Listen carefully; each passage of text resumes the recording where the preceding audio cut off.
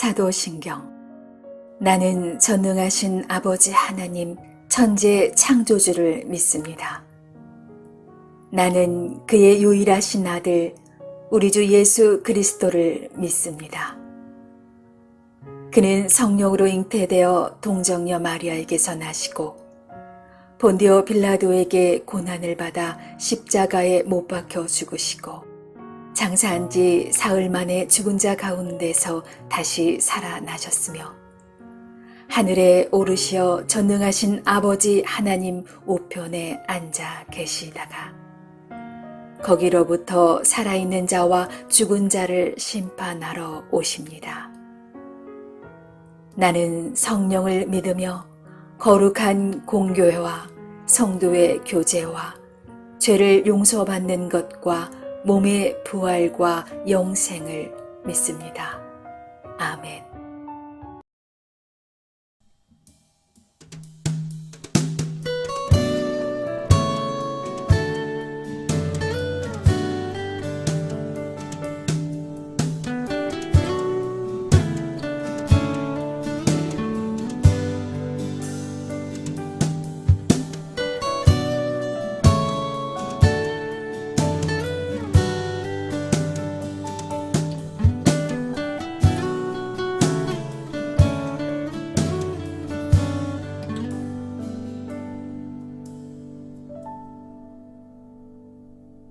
나의 만족과 유익을 위해 가지려 했던 세상 일들 이젠 모두 다 해로 여기고 주님을 위해 다 버리네.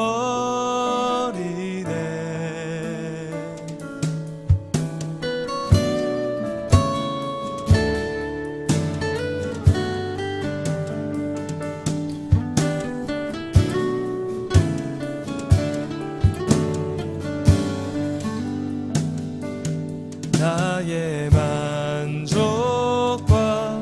유익을 위해 가지려 했던 세상 일들 이젠 모두 다 해로 여기고 주님을 위해 다 버리네.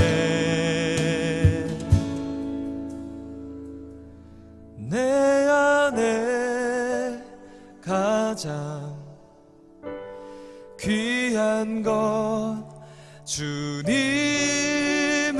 알미라. 모든 것 되시며 의와 기쁨 되신 주 사랑합니다.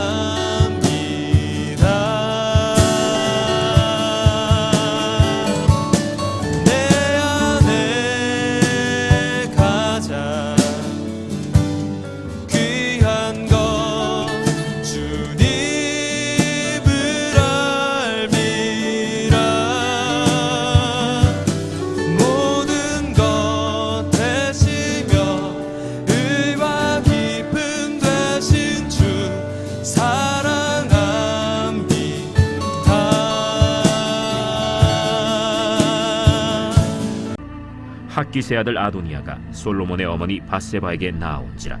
밧세바가 이르되 네가 화평한 목적으로 왔느냐? 화평한 목적이니이다. 내가 말씀드릴 일이 있나이다. 말하라. 당신도 아시는 바이거니와 이 왕위는 내 것이었고 온 이스라엘은 다 얼굴을 내게로 향하여 왕으로 삼으려 하였는데 그 왕권이 돌아가 내 아우의 것이 되었음은 여호와께로 말미암음이니이다. 이제 내가 한 가지 소원을 당신에게 구하오니 내 청을 거절하지 마옵소서. 말하라.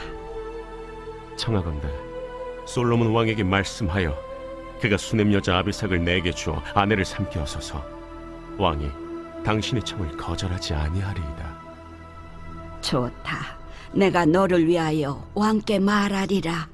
밧세바가 이에 아도니아를 위하여 말하려고 솔로몬 왕에게 이르니 왕이 일어나 영접하여 절한 후에 다시 왕좌에 앉고 그의 어머니를 위하여 자리를 베푸니 그가 그의 오른쪽에 앉는지라. 밧세바가 이르되 내가 한 가지 작은 일로 왕께 구하오니 내 청을 거절하지 마소서. 내 어머니여 구하소서. 내가 어머니의 청을 거절하지 아니하리이다. 청하건대 수냄 여자 아비삭을 아도니아에게 주어 아내로 삼게 하소서. 어찌하여 아도니아를 위하여 수냄 여자 아비삭을 구하시나이까? 그는 나의 형이오니 그를 위하여 왕권도 구하옵소서. 그뿐 아니라 제사장 아비아달과 스루야의 아들 요압을 위해서도 구하옵소서. 하고 여호와를 두고 맹세하여 이르되 아도니아가 이런 말을 하였은즉 그의 생명을 잃지 아니하면 하나님은 내게 벌 위에 벌을 내리심이 마땅하니이다. 그러므로 이제 나를 세워 내 아버지 다윗의 왕위에 오르게 하시고 허락하신 말씀대로 나를 위하여 집을 세우신 여호와께서 살아계심을 두고 맹세하노니 아도니아는 오늘 죽임을 당하리라. 하고 여호야다의 아들 브나야를 보내매 그가 아도니아를 쳐서 죽였더라.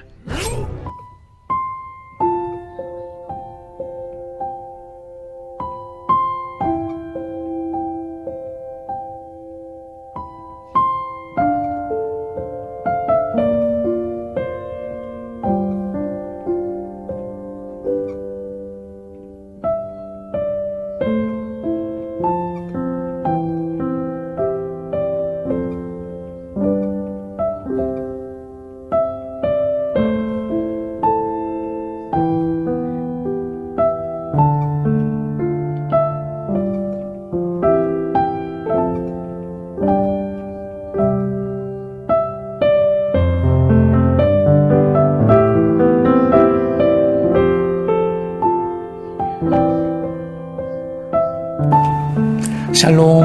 오늘도 복된 하루 하나님의 은혜와 평강이 우리의 삶에 넘칠 수 있기를 원합니다. 사람, 특별히 성도에게 주어지는 일이나 지위는 하나님께서 허락하십니다. 만약에 이것을 선물이라고 한다면 이것은 한 사람의 영적인 순종 그리고 실제적인 행동이 따를 때에 그때에만 이 선물은 계속 유지될 수 있습니다. 다윗 이후의 왕권 쟁탈전에서 이러한 사실은 더욱 확고하게 보여지는 것 같습니다. 오늘 말씀에서 왕위 계승에 실패했던 이 아도니아는 솔로몬의 모친 밧세바를 찾아가서 선대왕, 즉 자신의 아버지 다윗의 후궁이었던 이 수냄 여자 아비삭을 아내로 삼게 해달라고 요청했습니다. 여기에는 두 가지 숨겨진 의도가 있었던 것으로 보입니다. 첫 번째는 15절을 보면 그가 왕위는 내 것이었고 온 이스라엘은 나를 왕으로 삼으려 하였는데 하나님께서 솔로몬에게 왕권을 주셨다 그랬습니다. 이 말은 언뜻 보면 하나님께서 하신 주권을 인정하는 것처럼 보여집니다. 그러나 그러면서도 이 아도니아는 선대왕의 후궁이었던 아비삭을 자신의 아내로 달라고 요청함으로써 사실은 그 내면에는 불순한 의도가 내포되어 있음을 암시적으로 보여주고 있습니다.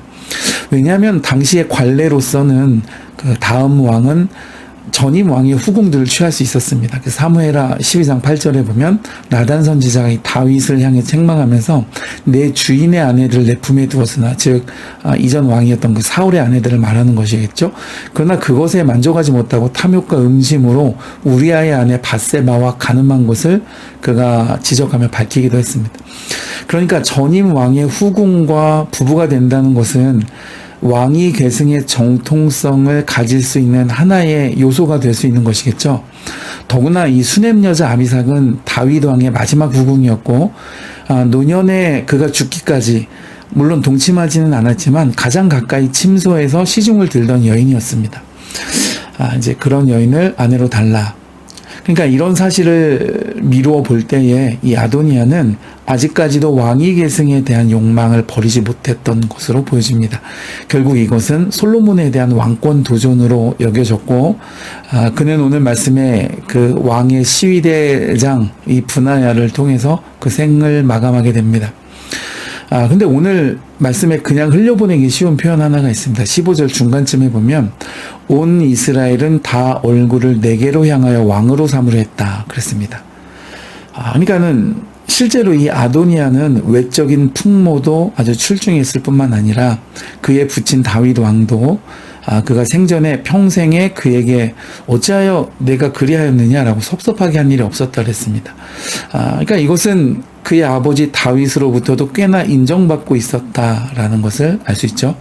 그리고 다윗의 남은 아들들 중에서도 가장 연장자였고, 아마 그는 지도자로서의 카리스마도 있었던 것 같습니다. 인정을 받고 있었던 것 같습니다. 왜냐하면 그 구절을 보면 그가 스스로 왕이 되고자 하여 연회를 베풀 때에 자기의 모든 동생들과 그리고 왕의 신화된 유다 모든 사람을 다 청하였다 그랬습니다. 그러니까 그들이 그것에 응하였습니다. 그러니까 어찌 보면은 이 외견적으로는 가장 왕권에 가까이 있는 사람이었습니다.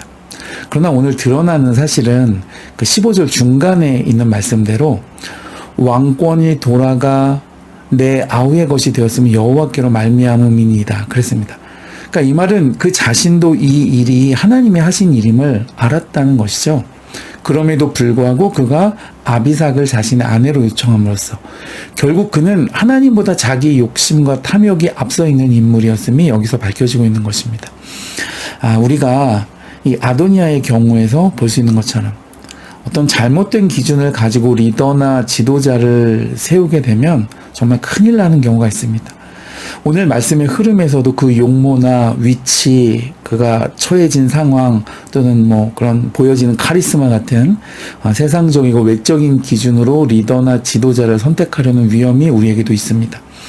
그러나 특별히 우리가 다른 것은 차지하고서라도 이 믿음의 공동체에서 앞선 사람은 반드시 하나님 앞에 헌신되고 훈련된 사람이어야 합니다. 왜냐하면 하나님께서 그와 함께 하시고 그를 통해 역사하시기 때문입니다. 그리고 그런 사람이 하나님의 마음을 구하고 또 하나님의 뜻을 살피고 일하심을 살피기 때문입니다. 여러분, 우리는 눈으로 보지 말고 말씀을 통해 보고 성령에 의지하여 영성으로 보아야 할 줄 압니다. 결국 하나님이 함께 하시는 길에 서는 그 사람이 하나님의 놀라운 은혜와 승리의 길에 서게 될 것이기 때문입니다. 오늘 하루 우리의 삶에 그런 은혜가 있어지시기를 주님의 이름으로 축복해 드립니다.